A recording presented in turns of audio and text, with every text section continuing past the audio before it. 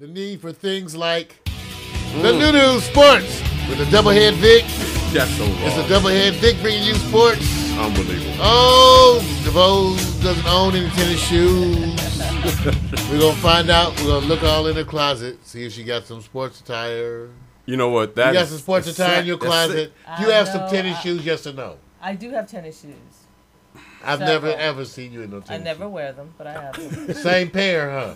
15 years they've been in there. I have some for that long.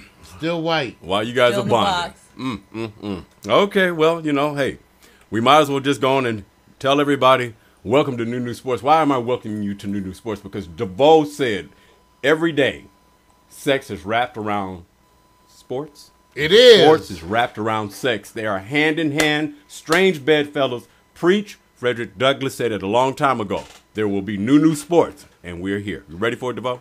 I'm ready for it. Okay. Are you sure? Let's go with it. Okay. Let's see what happens. I'm not sure. Okay, I might know what you're You talking may about. not be ready. You may not be. Okay, But watch either way, this. if I don't know what you're may not talking be about, ready. explain it. Okay, let me say this, DeVoe. When you see that picture, who is that famous picture, the name? Just do the best you can. Who is that? Who's it? Look at that picture. Mike Dwayne? Epps. That's Mike Epps. Is that Dwayne? Wait a minute. Wait. That's Mike Epps. You know, you're wrong, Mario. You had to go there, did you? That's not Mike Epps. It's Dwayne. There you Okay. go. There, you know, she's so good. She's used to be a groupie a long time ago. I know. Let's see if there's anything that's giving it away. Mario, what gave it away? She said it's Dwayne. The way he's reaching. No, the name says Dwayne.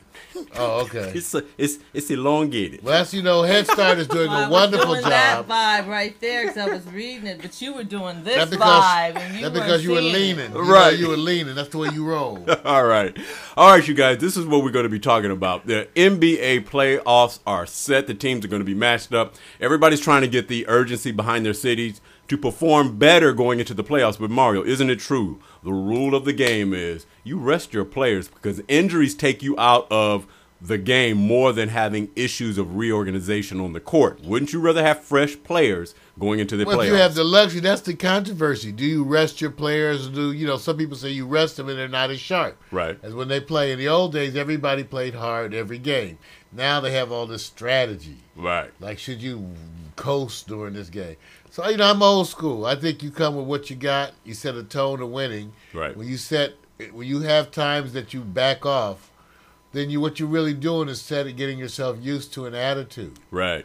Which is different. When you get used to demanding excellence, it just becomes part of what you do. Thank you. And I think the part that we all know is that coaches know their team better than journalists, fans, and everybody else. They know who has wind, who's injured, who's having a hard time reading the schemes on plays, everything. So right now, as far as I'm concerned, everybody starts at game one. Game one starts after the regular season, and I still say this, that at the end of the day, Derrick Rose is your MVP as the regular season, but the real gamer is who is MVP in the playoffs. And everybody knows MVPs are reserved for teams that continuously win in the playoffs. So here's what my question is going to be without having further information.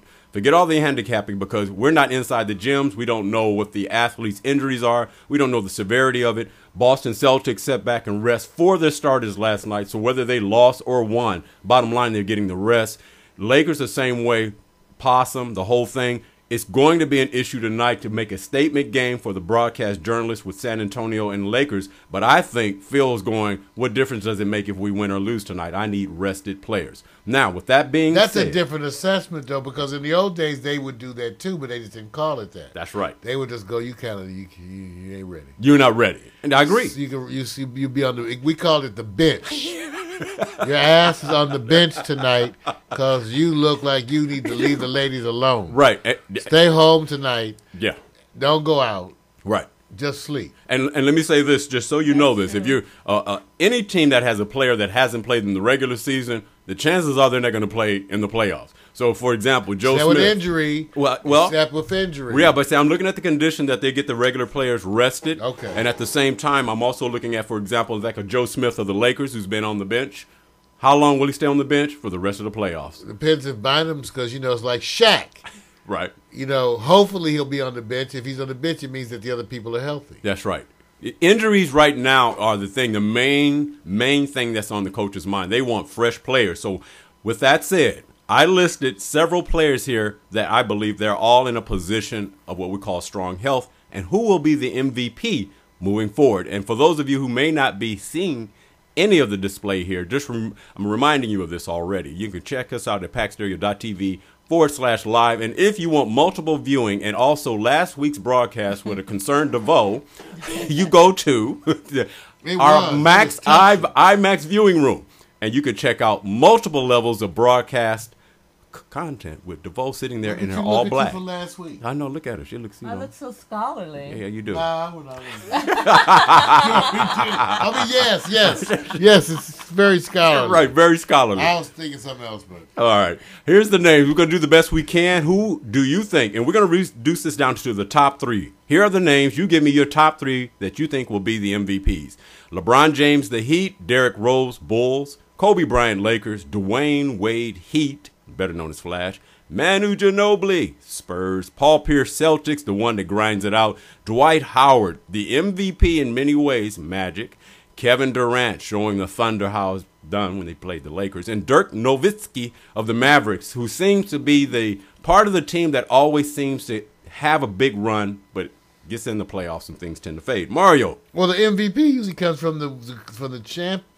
Right. So you're gonna pick your top. So you have to pick. You think it might be champ. Okay. First of all, Derrick Rose is one. Oh, you got Dwayne Wade and Kevin Durant. So if Mario has picked Chicago Bulls, Miami Heat, and Oklahoma Thunder as being the finalist team. So you have picked somewhat what you call my finals competition team. So you got Oklahoma, which means you're picking the West for Oklahoma. Yep.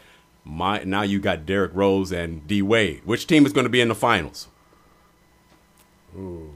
See, I got the ooh. I thought you said we got 3. Well, I gave you 3. Look, You want you to narrow it down. I think it's Chicago. So Chicago and the Oklahoma Thunder will be in. That'll be the best finals. It's the best finals. That's the West. Okay, now so you got right now we got Oklahoma representing the West.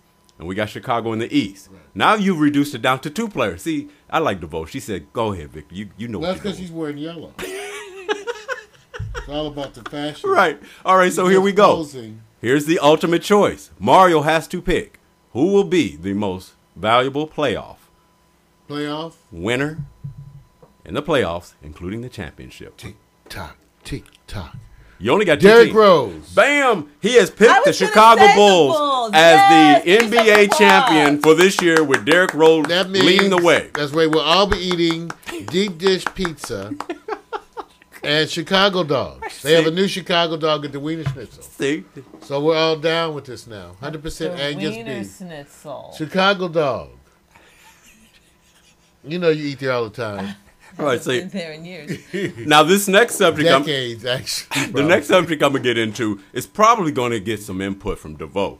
And if you haven't heard, and some of us had, that Tom Brady somehow or another, an interview came up back when he was first being drafted, and I don't know if I missed it or what have you, but they're now going to show a piece on Tom Brady. I'm not sure if it's a documentary or not. I'm unsure. But the video popped up of Tom Brady having a tear moment. How do you feel, DeVoe, before I get more into this, about football player, athletes, professionals having tearing moments? I think it's wonderful. Mario, how do you feel about it? It just moves me so much, Vic. See. Get in touch. Wait a minute. Okay. To my inner self. Okay. Can I have a tissue? Wait, no, you don't have to have a tissue. Let me help you. Your sleeve. Okay, while he's having this moment, let me explain to you what has happened. Tom Brady was brought to tears during an interview about his draft day in the fall of 1999, and it's a documentary. It's part of it. Some of the quotes, or one of the quotes during that time, is that Tom said it was Brady who was waiting patiently to be drafted and what he was going through and how hard it was to sit there and wait. So he said, I remember taking a walk with my mom and dad around the block, and he chokes up during the interview, of course, and sniffles. and his eyes reddening, of course. There, I missed them. You know what? Is he trying to set up for a reality show? No, he's not trying to set up for a reality show. This is real. You're going to see this. Mario's going through all the motions. And he finally, when the Patriots called, he was so excited. I don't have to be an insurance salesman, you know. Now, I apologize for my publishing some of the words. That's the Patriots. That's the Patriots calling, and here's Tom Brady. Oh, wait a minute. He was excited. Now, here's my question, because look, I have no problem with anybody at that time because that much was on his mind. But here's what I have. This is a two-part question. One, should we, when we look at the all-time favorite quarterback or the all-time best quarterback, period, would it work in his best interest to have a tearing moment as part of a documentary or a profile of himself? Oh, yeah, that works. Why does it work? Because they have a history. Yeah, you know, it gets the ladies involved. What? Got my Brett Favre attention. even had, didn't Brett Favre cry one time too? But you know what? A lot of people cry. In all fairness, you know what I mean? There are moments in people's life where they have a release. So this could have been sincere. There's a lot of people who are sincere and cry on the moment. Okay? Yeah, but it's a nice setup for whatever else you're ready to do because people will listen to you now. Oh. So you could do a reality show or you could do a documentary and you are going to be very successful at that. Oh, okay. That's a wonderful insight. Okay, so wait a minute. So let me say this. Damn. DeVoe. I'm not paying attention to Mario. Go ahead. So this will pull in more female or would they? Yes. Would it be more empowering? And a bunch of soft men. Okay, let me say this. Even some hard men, it'll pull in. Oh, Josh. Oh. I heard that one. That's I didn't say anything. I didn't mean I like didn't that. say anything. Wait a I minute. feel like, but then that too. Okay. You know, but yeah, then there's that too. Okay. But You'll go ahead. bring them in. All right. So Mario, here's the question that I have. It's going to be interesting here. If you had to pick your all-time quarterback, and they've already pitted between two quarterbacks, it's Montana and there's Brady. Do you feel better saying, hey, look, I'm going to vote for Brady now because now that I've seen that documentary and seeing how much he was working against being an insurance salesman, that I have to vote for him over Montana, Joe Montana? Are you convinced that that's your vote over Montana?